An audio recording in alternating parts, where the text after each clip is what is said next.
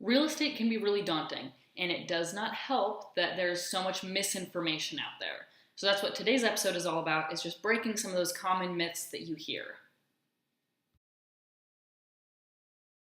Sometimes renting a home is the better option given your circumstances in your market. Sometimes buying is the better option. There is not one inherently better than the other. It's a huge thing to keep in mind. Work with professionals in order to help you figure that out. If you are starting with your home search, your intentions are probably great. You're probably trying to figure out which areas and neighborhoods you like the most, what kinds of things you want or need in your house. But without knowing what you actually qualify or approved for, you might actually set yourself up for heartbreak. Instead of looking for your house first, start getting pre-qualified or pre-approved from a lender. Sit down with a realtor, especially if you're a buyer, because you're not paying for your agent. Almost 100% of the time, the seller is paying for your agent. So that's free representation anyway. So fill them in on that process. They will help you figure out the neighborhood and the area that you like. Once you guys meet a little bit more and are talking, they'll start figuring out what you like in a house, what kind of items that you need or would like to build into it, and they can factor that into price after you've been approved or qualified. We are seeing tighter lending restrictions, which is a good thing. However, that doesn't mean that you can't get a mortgage without having that perfect credit score. Banks and lenders take into account a number of factors when deciding whether to approve an application or not. That will be your income, your debts, assets, employment history, and other things along those lines.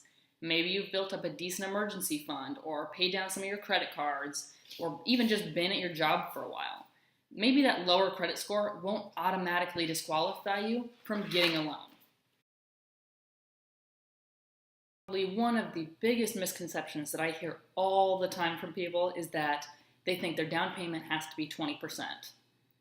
20% down payment is ideal if you want to avoid private mortgage insurance, also known as PMI, but lenders offer up home loans with 10 or 5% down. Sometimes for first-time homebuyers, you can get away with 3.5% down. So there are a lot of options out there for you. Don't get pigeonholed into the idea that you have to have 20% down, especially if you're a young buyer and you're starting with little to nothing. That seems daunting to be saving up that much. There are lots of options for you, so keep your mind open, do that research. Your realtor or real estate professional that you're going with should know of these different opportunities and be able to connect you with a lender that specializes in them. There are also great down payment assistance programs. So when Peter and I bought this house, Peter was a first-time home buyer, so not only did he qualify for the first-time home buyer program, but we also got down payment assistance. So our cash out of pocket for our down payment was only $800. That's not anywhere close to 20%.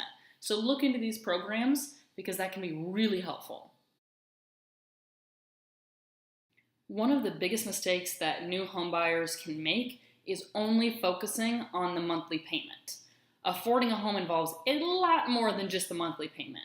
If Peter and I only had to pay that $800 cash while we had that down payment assistance program behind us, that would be amazing.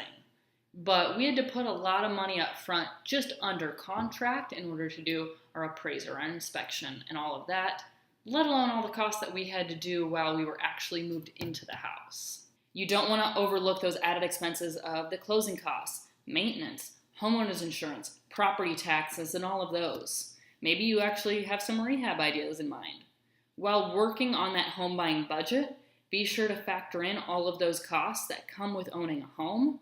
That will give you a way more realistic number to work with. Your realtor and your lender can help you with that. Unless you are tearing down the house all the way and building a brand new house, don't skip the inspection period. Just send the money and get it done. You do not want to skip this. If you skip it, you are going to buy the house as is. You won't know of any problems. You'll have to figure that out as you go. That is not something you want to get into. Get the inspection. You can always shorten the period to make your offer seem more tempting, but don't skip it.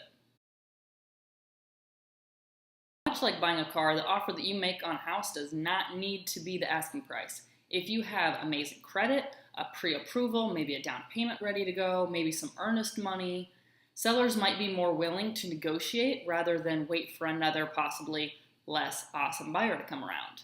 Plus, if your home inspection comes back, the one you got because you were smart, turns up any issues, you can use those to your advantage in your negotiations. I'm hearing more and more people who want to toss aside real estate agents and do things solo. And if you are well versed in real estate and you understand writing contracts and all of the legality that goes into it, maybe you can do it on your own. But it is not for everybody. I've known a few people who they just looked it up on Google of how to buy or sell their own home, and they got themselves kind of stuck in a rut. It's not always the best option. So the biggest thing is do research on your realtor. Make sure that they're an expert. Make sure they know what they're doing and they're actually going to bring something to the deal. You're not going to call your plumber to build you custom cabinets, and you're not going to call your interior designer to do your electrical work. Find somebody that truly is an expert in the real estate field and will help you.